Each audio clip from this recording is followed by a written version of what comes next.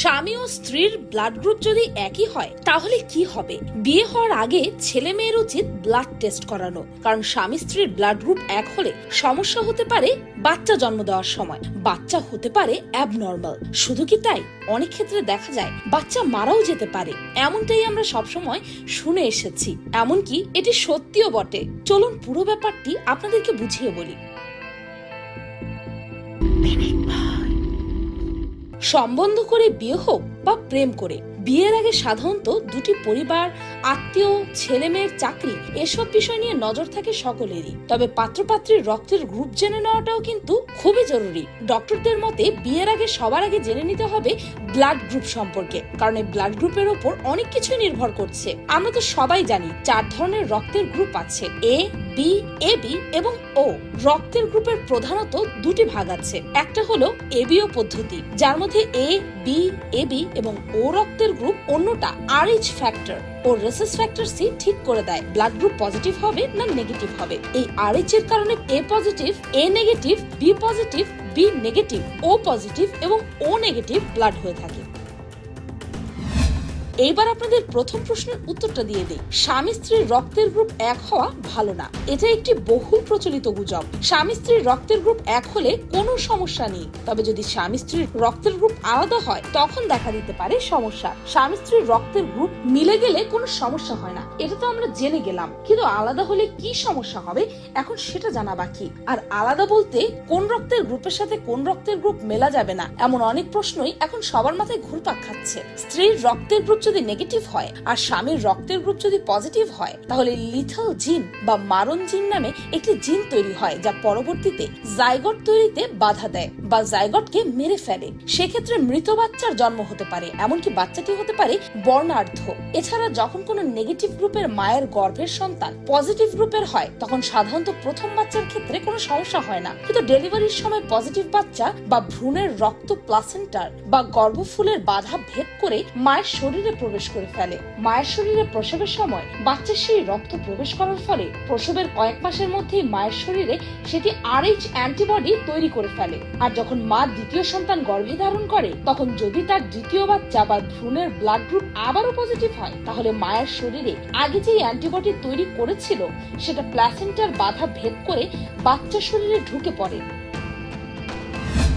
যখন অ্যান্টিবডি ভ্রূণের শরীরে ঢুকে, তখন ভ্রূণের আরবিসি বা লোহিত রক্তকণিকার সেল ভেঙে যায়, যার ফলে ওই বাচ্চার নানা ধরনের সমস্যা দেখা দেয়। এই সমস্যাকে বলা হয় আরএইচ ইনকম্প্যাটিবিলিটি। তাই তো স্ত্রী নেগেটিভ আর স্বামী পজিটিভ হলে এবং সন্তান পিতার গ্রুপ অর্থাৎ পজিটিভ রক্তের গ্রুপ পেলে বাচ্চাটির জন্ডিস, অ্যামিনিয়া থেকে শুরু করে মৃত্যুও হতে পারে। জানি এখন অনেকে ভয় পেয়ে গেছেন, ভয় পাওয়াটাই স্বাভাবিক। অনেকে ভাবছেন এর কি কোনো চিকিৎসা নেই? আছে। মায়ের যদি নেগেটিভ রক্তের গ্রুপ হয় আর বাবার যদি পজিটিভ ব্লাড গ্রুপ হয়, সেক্ষেত্রে বাচ্চা কনসিভ করার সঙ্গে সঙ্গে ডাক্তারকে জানিয়ে রাখতে হবে বিষয়টি, কারণ এক্ষেত্রে নেগেটিভ পজিটিভ ব্লাড গ্রুপের কারণে বাচ্চার উপর একটি খারাপ প্রভাব পড়ে। এক্ষেত্রে ভয়ের খুব বেশি কারণ নেই। বাচ্চার ক্ষতির প্রভাব কাটানোর জন্য ডাক্তার অ্যান্টিডি ইনজেকশন দেবেন, যা ডেলিভারির 72 ঘন্টার মধ্যে দিতে হয়। মিসক্যারেজ কিংবা গর্ভাবস্থার রক্তপাত হলেও 72 ঘন্টার মধ্যে এই ইনজেকশন নিলে ওই প্রেগন্যান্সিতে কিংবা পরবর্তী প্রেগন্যান্সিতে বাচ্চার উপর আর কোনো খারাপ প্রভাব পড়বে না।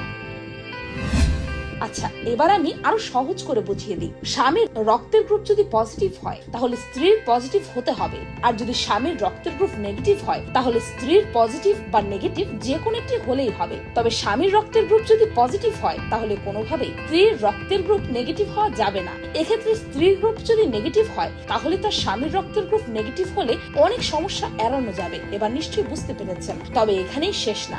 বিয়ের আগে আরেকটি ভুলের কারণে সন্তানের হতে পারে থ্যালাসেমিয়া নামক বিরল রোগ। তবে বিয়ের সময় সতর্ক হলে সন্তানের থ্যালাসেমিয়া এড়ানো সম্ভব। থ্যালাসেমিয়া হলো রক্তের এক ধরনের অসুস্থতা, যা বংশগতভাবে আমাদের আক্রমণ করে। থ্যালাসেমিয়ার কারণে আমাদের শরীর সামান্য কিছু স্বাস্থ্যকর লাল রক্তকণিকা উৎপন্ন করে এবং স্বাভাবিকের চেয়ে কম পরিমাণ হিমোগ্লোবিন তৈরি করে। প্রত্যেক মানুষই হয় নরমাল, না হয় থ্যালাসেমিয়া মেজর অথবা থ্যালাসেমিয়া মাইনরের অধিকারী হয়ে থাকে। থ্যালাসেমিয়া মেজর তখন হয় যখন বাচ্চার মা বাবা দুজনের কাছ থেকেই একটি মিউটেটেড জিন পেয়ে থাকে। এইসব বাচ্চাদের শরীরে স্বাভাবিক পরিমাণ হিমোগ্লোবিন তৈরি হয় না, তাই বিয়ের আগে ব্লাড টেস্ট করে দেখে নেওয়া জরুরি ছেলে মেয়ে দুজনেরই মেজর আছে কিনা। কারণ একজনের থ্যালাসেমিয়া মাইনর, অপরজনের থ্যালাসেমিয়া মেজর থাকলে অনেকটাই বিপদ। তবে এটি মনে রাখবেন, থ্যালাসেমিয়ার রোগী অথবা বাহকের অপরাধবোধে ভোগার কোনো কারণ নেই। থ্যালাসেমিয়া কোনো সংক্রামক রোগ নেই।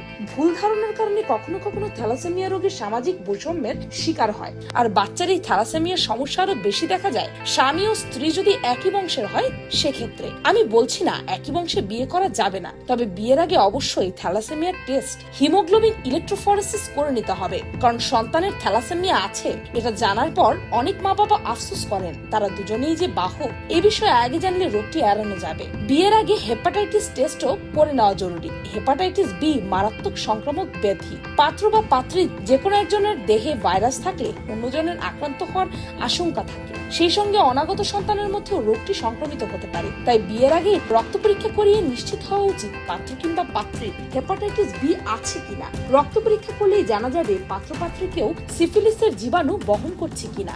ভিডিআরএল পরীক্ষায় যৌন রোগ আছে কিনা তাও জানা যাবে।